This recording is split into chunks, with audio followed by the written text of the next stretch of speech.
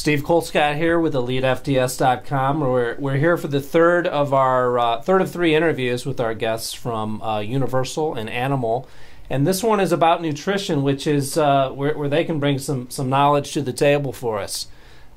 We have with us Josh Halladay, Erik Frankhouser, Marshall Johnson, and Eric Schwartz. Our first question for you guys is going to be just a little bit about the basics of your eating program.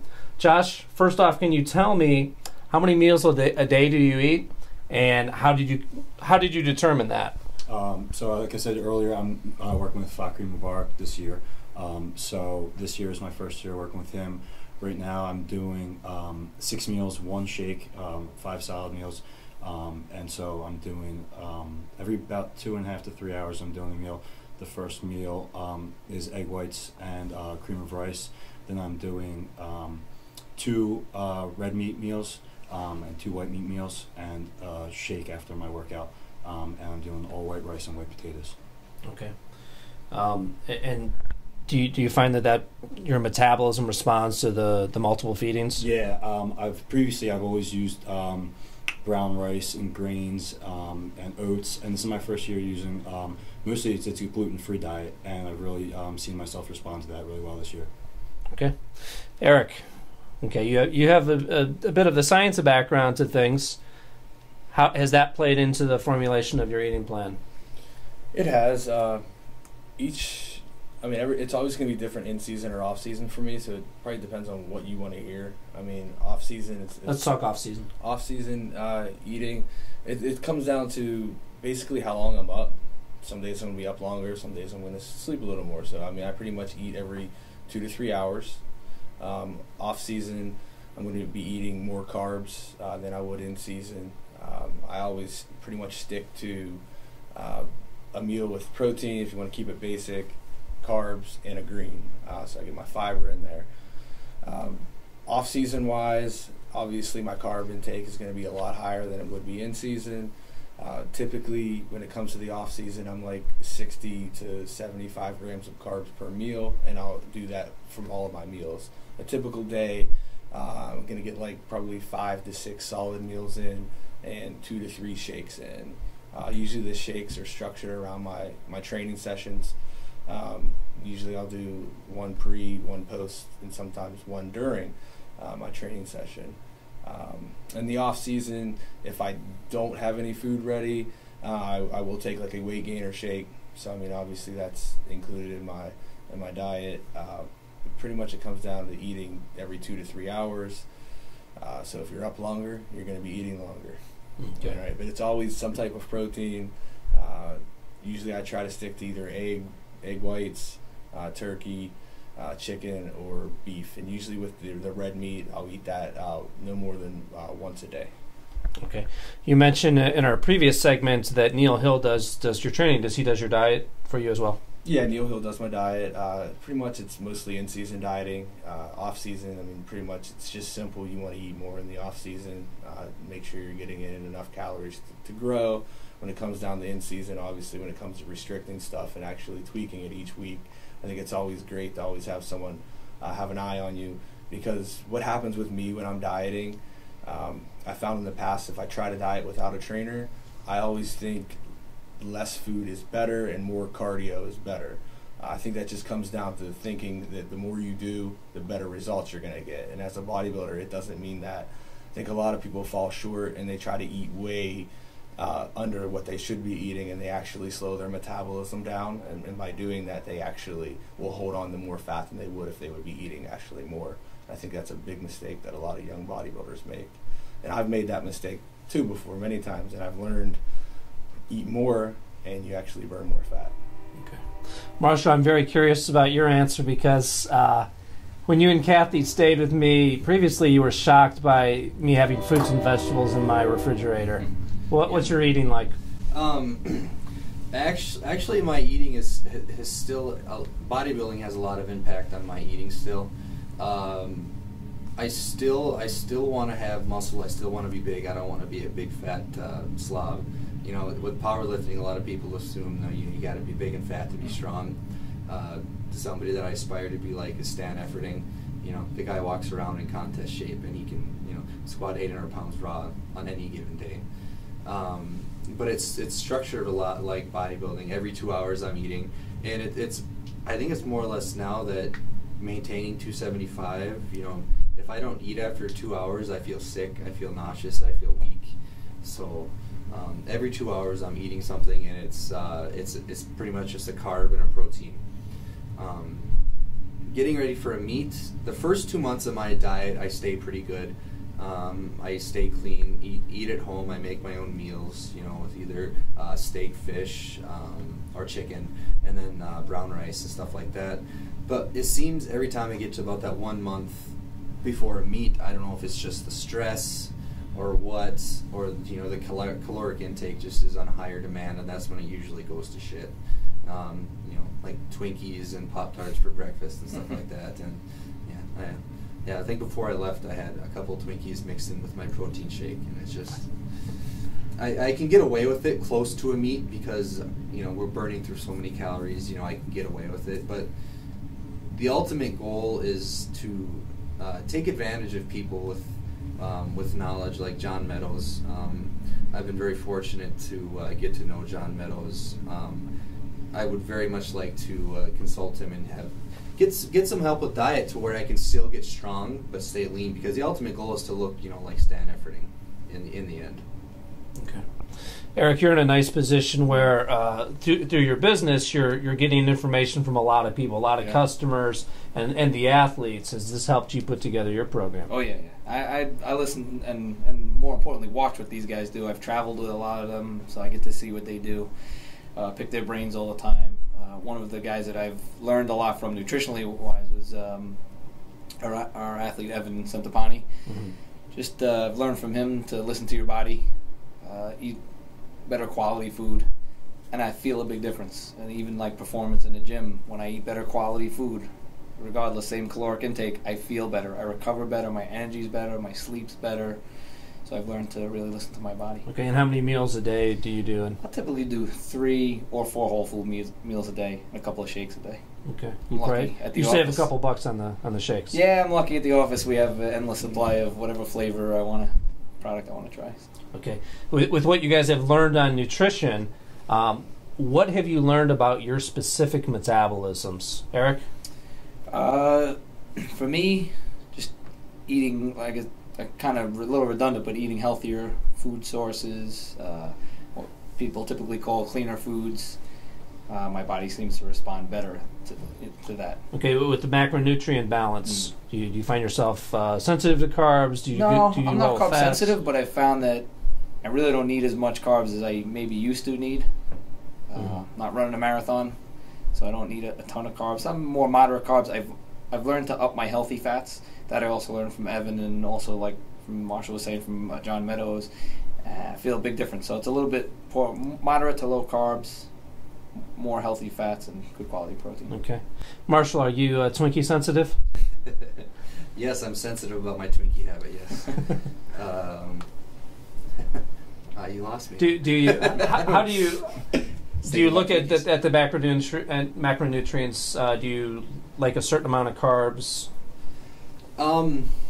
I have found with my training that carbs play a huge role in me personally in my body. If I don't have a lot of slow digesting carbs before I work out, I'm just completely worthless. Especially hard workouts, you know, they're 2 to 3 hours long, sometimes 3.5 hours long. Carbs play a huge role in my training and getting enough in. If I wasn't lifting so heavily and so frequently, I would skip my carbs every other meal. Like I would just go for a protein or maybe some no greens. I'm not gonna lie, but I would go every other. I would have just, you know, a protein for a meal, and then I have protein and carbs, you know, and then I would switch on and off. But this close to a meet, I just try to cram as much calories as I can. And fortunately, with my metabolism and how the workload I'm able to maintain. I don't get any thinner or fatter. I just maintain. Okay. Eric, you talked about adjusting the carbs in different parts of the year. How is your body specifically responsive to different nutrients? I've learned, like, throughout my years of bodybuilding that every year my body has required different types of and amounts of carbs. When I was a lot younger and first started bodybuilding, I would say my body was pretty carb sensitive, and I used to do a lower carb diet. I've learned that as my muscle mass increases, I obviously require a lot more carbs than I would in the past. I would not say that I'm carb sensitive now. I found that the more carbs I eat, especially in season, I will hold more of my muscle, and I actually stay stronger throughout my contest prep. I think it's pretty crazy how people, you can tell if you're eating really crappy and then you start eating clean, you can actually like feel your metabolism change. And it comes down to it. People always ask me, what is the difference in your in-season and your off-season? I mean, it comes down to pretty much is off-season, I can tell that my metabolism is a lot slower by not doing maybe the types of foods that I'm eating not quite as clean, not doing the cardio. As soon as you start adding like those different things, you can actually feel your metabolism increase, and you actually need more food. Probably any bodybuilder can tell you the time that when you start your diet, say like 20 weeks out, and at the end when you actually get a couple weeks before, like I'm to the point where I have to constantly either be eating or I can't sleep. Like I can't sleep. My metabolism is going so fast. It's kind of like my body is like a furnace, and I'm just burning everything up. And I've learned that you got to feed that, and if you just keep giving it more carbs, it's actually going to keep increasing. So I'm a big believer in carbs now. I wasn't when I first started bodybuilding, but just through trial and error, I've experienced that my body needs carbs to compete. Do you think the type of training you do, where you're doing higher reps, I'm guessing you probably do a fairly short rest periods? Yeah, I do. You think that has a lot to do with your ability to use carbs? It does, and I think the more muscle mass you have, the more carbs you're going to require. Obviously, I mean, each year I try to get a little bigger, so I think that's why I require more. But yeah, I think if you're really intense, as in your rest time is very slow and your high repetitions, you're definitely going to burn up a lot more carbs, and you'll be able to take more in. So for me, if I would go into a workout with no carbs, if I'm on a zero carb diet, pretty much your workout's crap, and you're not going to get much out of it. So. Okay. Josh, working with your trainer, what have you guys found out about your particular metabolism? So before, during my first show, I kind of, I did the normal, tilapia and cut carbs, and I wasted away to nothing, and I saw that my body really needs fats and carbs in my diet. So this year, my carbs are probably around 500 grams a day. They're still up around 300 grams a day. And I'm 14 weeks out. I'm still adding MCT oil to every meal, and I'm still have my red meat in. So I really realized that if I don't have a lot of fat and a lot of carbs in my diet, I waste away to nothing. I've never done cardio before in my life for a show, which will make a lot of bodybuilders. Must be nice. But this will be my first year doing cardio. Fakhri's a real heavy believer in cardio, so I'm excited to see with the high amount of carbs and fats and adding cardio and what kind of changes I can make to my physique this year. Excellent. Okay, the next question. Let's talk a little bit about our nutrition around the workout. What type of things, supplemental or food-wise, do you do before, during, and after a workout, Josh? About an hour before my workout, I do about a cup and a half of white rice and 8 ounces of chicken, and then usually about 40 minutes later, on my drive to the gym, I do 2 scoops of Carbo Plus. And I do 2 scoops of Atomic 7, which is amino acids, and then I do my workout, and then after my workout I do 3 more scoops of Carbo Plus, and I do 3 scoops of ISO Whey. Okay. Eric? Usually an hour before my workout, I'll eat a solid meal still. Usually it's either a sweet potato, rice, brown rice, just depending on what my meal is before I eat. I really don't make any specific meal. The only thing I don't like to eat an hour before would be like red meat. I try to keep it with a meat that's kind of faster digesting. Usually about 45 minutes after that solid meal, I'll drink a whey protein shake, also with some amino acids. I like the Atomic 7, and I'll take the Animal Nitro, and I usually do a pre-workout drink. I'm big on stimulants when it comes to working out, so I usually take some Animal Rays or shock therapy before I train, and that usually starts it off. During my workout, I usually sip on more amino acids. I'm big on the aminos. Sometimes I'll throw in some universal intra-aid in there, just depending if what my body needs at that time. Usually it's at least amino acids. Post-workout, I always mix Storm, which is a universal product, and I'll do Torrent. If I'm dieting, it'll be like Torrent Zero, but I always throw that in there. And then a whey protein shake, and then I'll eat another solid meal an hour after my workout's over. Okay, Marshall? The hour seems to be about the magic time frame for me. If I eat any less than an hour before training, I feel sick and bloated. If I eat before an hour, like an hour and a half or 2 hours out, I feel sick because I don't have anything in me. So usually I try to make it an hour every day, and it's usually the same thing. It's 2 cups of oatmeal and usually like a peanut butter sandwich or something like that. Anything slow burning is what my body needs. So I'll have that about an hour before I go, and then about 15 minutes before I go, I will mix up Animal Rage. And like Eric said, I'm a huge stimulant fan. I don't want to say I need it, but I need it. But with powerlifting and being in the gear for so long, I need to find a way to add things to that. I need to add electrolytes to that. I need to add amino acids to that keeps my body going, keeps my muscles going. So I'll go and buy the Powerade, the instant Powerade, the powder. I'll dump about 3 scoops of that in with my Rage, and then I'll dump about 3 scoops of my BCA stacked with that as well. So I'll take that for a little concoction, and it keeps me going, keeps my muscles hydrated. I find I'm not cramping as much anymore. If I was just to take the stimulant before I worked out, I would find out that I would cramp really bad. And then Meadows actually has me intra-workout taking 6 scoops of Torrent, and if anybody has taken Torrent, they know that's about 12 pounds of powder.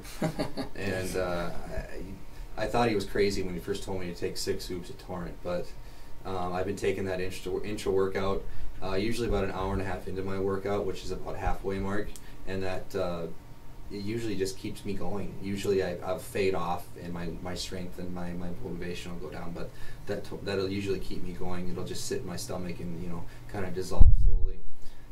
Post workout, I'll take Whey Pro as fast as I can. Usually as soon as I drop the bar on the last set, I'm taking that, and then I'll try and find a high calorie meal right after that. We usually stop and get burgers or something like that, because that's usually something my body can just eat up right away. It doesn't hurt me a whole lot. Okay, Eric, how about you? A little different than these guys. I need a little longer to eat before, so I'll do a whole food meal about 2 hours before. I find that's like perfect for me. And then if I'm doing stims that day, it's either Rage or Shock Therapy. I'll alternate them. I do the Atomic 7 during training. Sometimes I just sip on it just because it tastes good. And then I'll do Torrent afterwards and follow that with a meal about an hour later. Okay. As the company guy, I'll ask you if you could tell us a little bit about some of those products. Sure. and familiarize people that have never used them. Okay. On the universal side, I'd say these guys mentioned it, and I mentioned Atomic 7. It's a branched chain amino acid formula with some other aminos such as citrulline, malate, taurine, and glutamine in it. So we call it enhanced BCAAs. But it's designed to help you with recovery, endurance while you're training. Like I said, if guys training 2-3 hours, it's something that's definitely going to help them with their endurance while they train. Torrent's a post-workout formula kind of designed to give you things that will help you start the recovery process, but are very easily digested on your stomach, which is real important. It's got hydro whey in it. It's got 8 grams of leucine. It's got 7 grams of cell volumizers, 3 grams of creatine, and a great easily digested carb blend. On the animal side, we're probably best known for Animal Pack. That is the bodybuilder's multivitamin. More bodybuilders have had that in their gym bag than any other multi in our industry. It's interesting, it's the 30th anniversary this year of Animal Pack. And if you just think about the industry as a whole, how many products and whole companies have come into the business and out of the business in that 30 years. And for one product to kind of stand that test of time really says a lot about it. So we're most known for that, but we've got a lot of other formulas. Animal Flex is the bodybuilders and powerlifters joint formula. That's probably our second best-selling product. But we've got a fat burner and all sorts of different stuff. Okay. Last nutrition question. What is either the biggest challenge you have with your nutrition program, either off-season or pre-contest, and what is your solution that you could share with people? Eric? just I like to eat. I like the taste of food. So the biggest challenge is to try and eat something that tastes good and that's also going to fit in the program. Sure, I indulge like everybody else, and I enjoy eating bad, but biggest challenge is just that. So I just try and be consistent. You can have a healthy relationship with food. You can eat what you want to feel like eating at times, but as long as the majority of the time you're eating what you need to eat as an athlete, I think you're good. It's kind of like the 80-20 rule. 80% of the time you're doing good. 20% eat what you want. Unless you're training for a specific bodybuilding contest, then it's a whole different ballgame. Okay.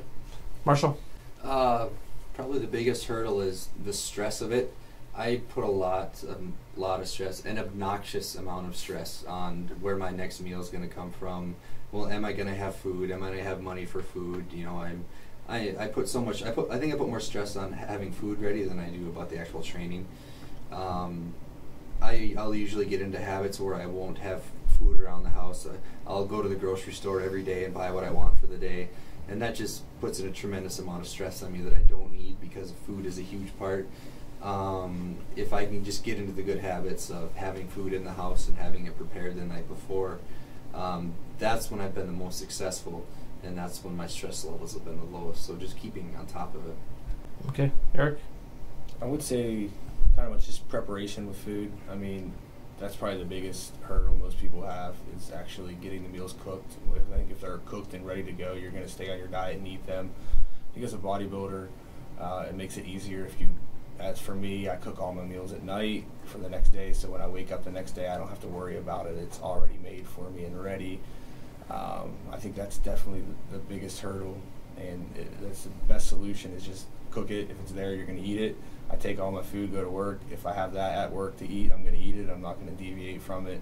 If I don't have that, then obviously you're just going to be eating something that's junk. So definitely, like he said, to have it in your house. Me and my wife usually go to the grocery store, like the Sam's Club or just some kind of a place that sells it in bulk, and we'll buy everything for the week, so it's there. I have a big freezer chest in my basement that always has chicken breast or something in it, so I always just pull those up, and I always have something on hand. But I think if you have it, you're going to eat it, and that's probably the biggest key, is actually having it on hand and prepared. Okay. Josh? My biggest problem is getting it all down. It's 6-7 meals and shakes is a lot of food to get down, and working full time and getting your work done with your meals on your desk is probably one of the biggest challenges I have. So it's really just getting it all down throughout the day to make sure you reach your macros by the end of the day is probably the biggest struggle that I've had. Okay. Excellent. Thank you, guys. Thank you.